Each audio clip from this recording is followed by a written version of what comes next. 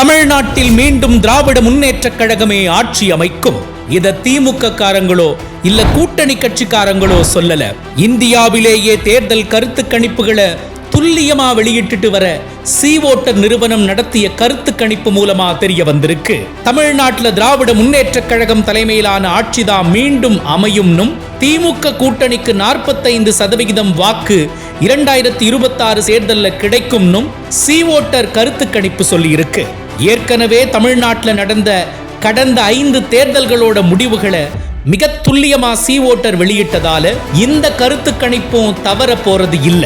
இதையெல்லாம் விட பெண்களுக்கான விடியல் பயணம், உரிமை தொகை, புதுமை பெண் போன்ற திட்டங்களாகட்டும், மாணாக்கர்களுக்கான தமிழ் புதல்வன், நான் முதல்வன், காலை உணவு, பொருளாதாரத்தில் இரட்டை இலக்க வளர்ச்சின்னு காலத்துக்கும் அழியாத திட்டங்களை கொடுத்த நம்ம முதலமைச்சர் மு.க. ஸ்டாலின் அவர்களை தமிழ்நாட்டு மக்கள் எப்போதும் மறக்கவும் மாட்டாங்க, கைவிடவும் மாட்டாங்க.